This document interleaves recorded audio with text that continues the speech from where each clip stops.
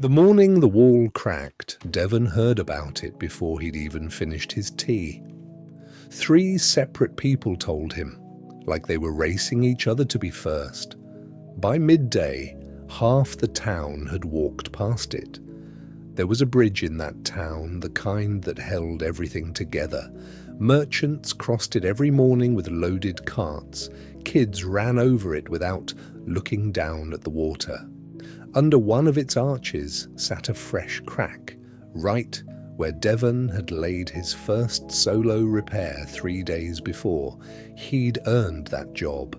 3 years hauling stone before sunrise, mixing mortar until his knuckles split worse than any wall he'd fixed. When the old mason finally stepped back and let him work alone, the whole town watched, half proud, half just curious to see if he'd manage it. He didn't. Not clean anyway, it wasn't a big crack, wouldn't have brought the bridge down. But it was enough for old Ferran at the bread stall to announce loud enough for 6 people to hear it. Careful crossing today. Boys' first wall's already coming apart. Enough for the school kids to slow down and point at it like it was something worth collecting. Every morning after that, same road, same reminders. There's the mason who builds walls you can see through. A woman gutting fish didn't even look up. Wouldn't trust him to stack my crates. Someone else quieter, meaner somehow. Shame. He used to be good. Used to be. That phrase followed him home more nights than he'd admit. Weeks went by. The comments didn't stop, they just became part of the road. Background noise like cartwheels or the smell of the fish stalls. Devan started walking faster, eyes down, aiming for the quiet end of the market. Didn't help much. The words always got there before he did. Eventually, he went to see old Panu, the town's rope maker. 40 years twisting fibre into cord, strong enough to hold up bridges and boats through anything the coast could throw at it. Panu didn't talk much. When he did, people actually stopped to listen, which, if you've spent any time around people who talk constantly, you know is rare enough to notice. Devan told him everything. The crack, the whispers. How used to be good had started showing up at dinner uninvited.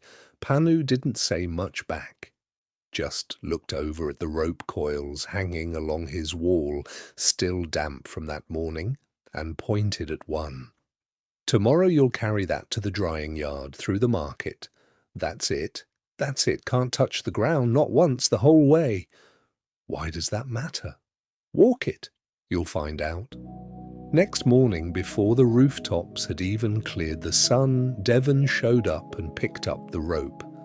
Heavier than it looked, thick, damp, coiled twice around both forearms. A few inches of dirt on it and the fibres would weaken as it dried. One slip and Panu's whole morning's work was wasted. He stepped out onto the market road. Same crowd, same recognition. Look, he's carrying rope now instead of stone. Maybe that's more his speed. Someone laughed, that same laugh that used to trail him all the way home. This time, it didn't land the same way. His arms were already burning, his eyes locked on the rope's slow sag with every step. He adjusted his grip, slowed down, watched that coil the way you'd watch a candle in a wind that could kill it any second. The voices kept going, but they started to blur, the way sound blurs underwater.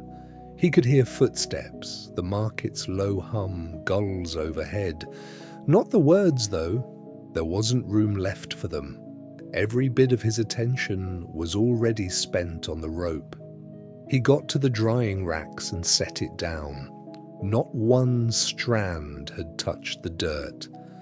Back at the workshop, he told Panu what happened, a little confused by his own words, honestly. I didn't hear them.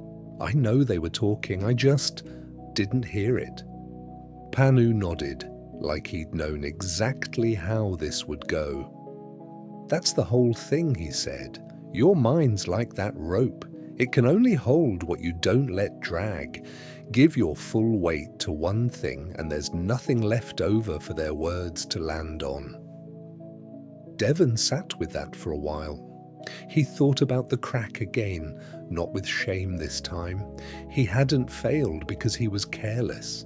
He'd failed because half his attention had already left the job that day, worrying about what people would say if it went wrong. The wall never got his full weight, only the rope had.